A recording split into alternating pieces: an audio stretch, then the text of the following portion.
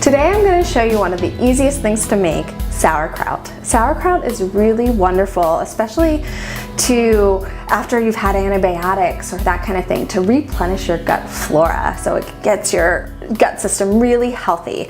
I prefer to eat my sauerkraut with hot dogs, but you can eat it with just about anything. So I've started some of this for you because while it only takes 2 ingredients, it is a little bit of a labor-intensive product.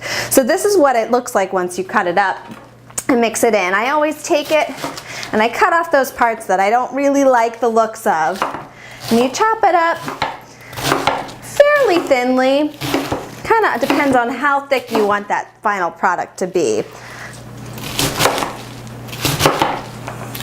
And you do want to do it in small doses at a time, because if you take your whole bowl of cabbage and you put it in here, it's going to overflow the bowl and you're not going to be able to mix it up. So I do about 1/3 at a time, and with each third I put in a 1/2 tablespoon of salt. And I sprinkle it on top, and this is where you get a little messy. You massage that in, and trust me, that water, those juices from that cabbage will start to come out, and that's all you need to make your sauerkraut, is that cabbage and a little bit of salt.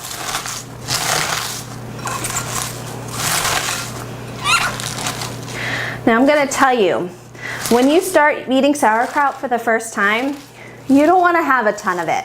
You want to start small, maybe a couple of tablespoons, maybe a 1/4 cup at a time. You never know how your body is going to feel when you start to add those probiotic natures of sauerkraut. And I much prefer to get my probiotics this way than by taking a supplement. Yogurt's a really great way to get probiotics in as well.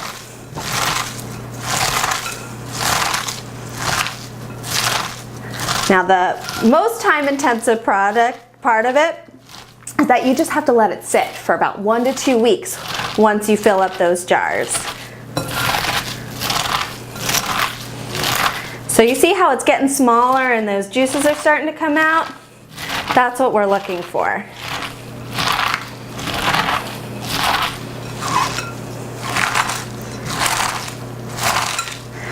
If you feel like you're struggling to get the liquid out, you can always add a little bit more salt, and that'll help draw it out more. But that's looking pretty good there. Clean off those hands a little bit. And then you start to fill up your jar. I like to use these wide mouth jars because they make it a little easier to get in there. You fill it up about 2 centimeters from the top. Sorry, 2 inches from the top. And you push it down in. You see how when I push it in, that juices start to come up? That's what you're looking for. You can add other things to your sauerkraut. Sometimes I like to put in some shredded carrots, some sweet peppers in there. You don't want to do too many different ingredients just because some things get a little soggy, but feel free to play around with it. I make this one that has jalapenos in it, which is nice and spicy. So sometimes I take the juice, there's a little extra juice at the bottom of the bowl here, and I just pour that in to top it off. And then you take some of these extra cabbage leaves that we ripped off in the beginning, and that's how you seal everything up. The key is that everything in your jar has to stay underneath of the liquid.